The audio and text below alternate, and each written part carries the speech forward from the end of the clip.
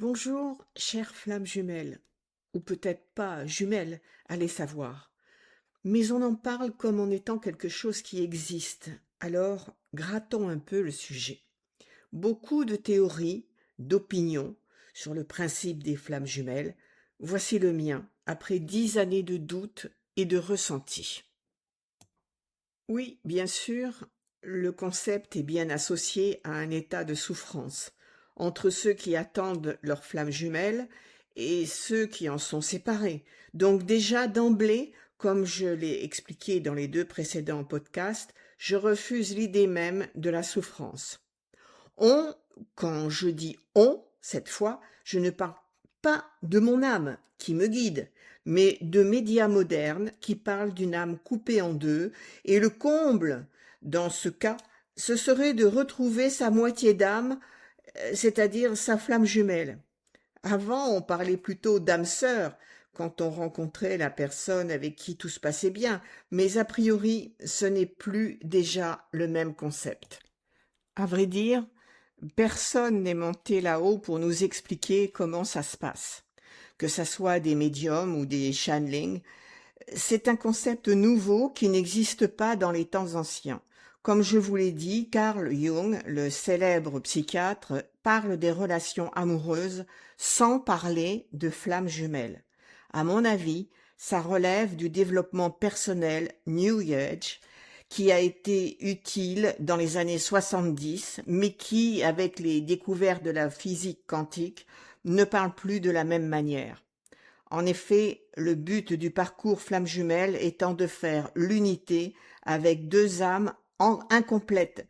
Pour moi, c'est une ineptie. On doit déjà faire l'unité avec soi-même avant toute chose. C'est le but de notre incarnation. Pourquoi courir après une autre moitié d'âme alors que nous devons justement apprendre, en venant sur Terre, à trouver, à vivre notre complétude, notre souveraineté. Je ferai un podcast dédié à la souveraineté de notre être. Donc, attendre sa flamme jumelle 20 ans, c'est nous empêcher de vivre ce qu'on a à vivre dans notre incarnation. C'est bien pour moi un problème majeur. Vous allez me dire, moi ça fait 10 ans, ok, mais il s'est passé des événements importants qui étayent que je suis flamme jumelle et pas encore en réunion pour des raisons précises que je vais vous expliquer par la suite. Donc, quelque part, aucune importance de savoir si on est flamme jumelle ou pas.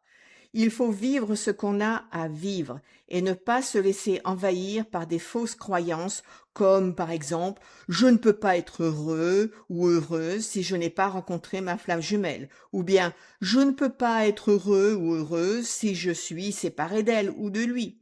C'est douloureux et je ne peux pas m'en séparer. Et ben voilà, tout cela engendre de la souffrance et c'est ça qui est inacceptable, que je n'accepte pas. Car justement, le but de notre incarnation, c'est de se sentir complet et de ne pas avoir besoin de quelqu'un pour se sentir complet. Nous avons tout en nous dès le départ de notre incarnation. Alors, les bizarreries ne manquent pas dans ce domaine. Je vous en cite quelques-unes.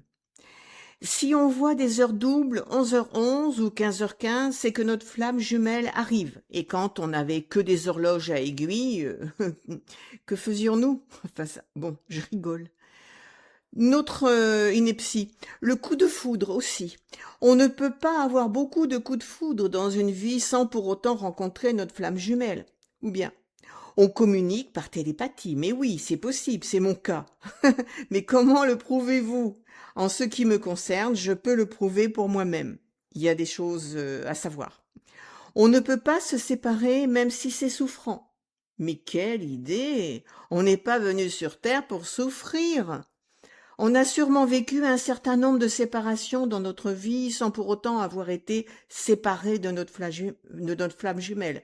Déjà, on n'a qu'une flamme jumelle, donc le problème est évacué. Je me propose justement avec mes podcasts de prendre du recul avec cette notion de flamme jumelle. Il serait paralysant de rester enfermé dans ce concept que personne ne peut vérifier.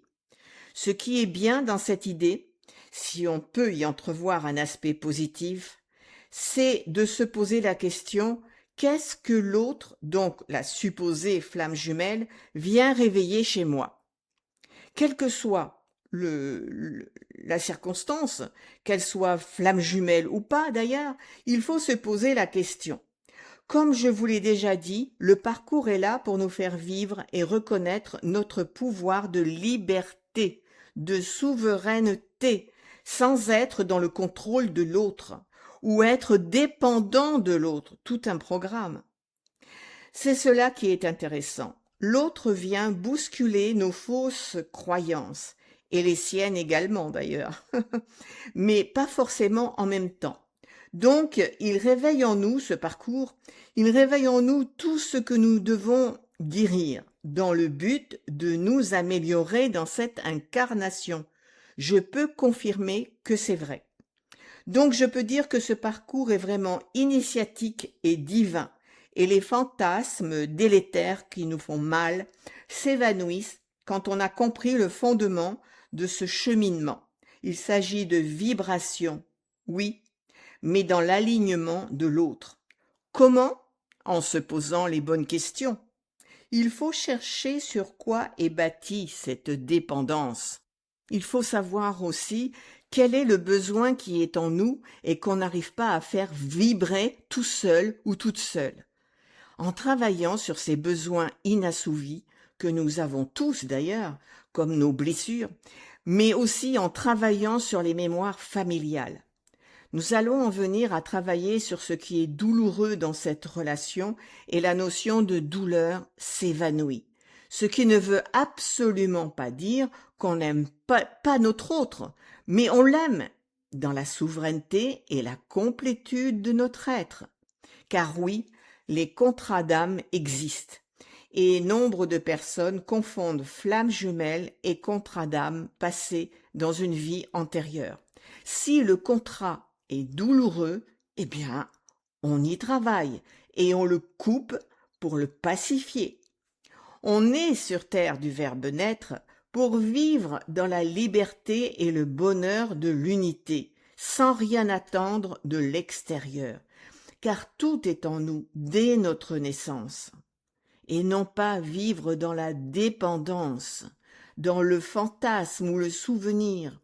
Vous savez, quand on ressasse le passé, eh bien, ce n'est pas la meilleure méthode.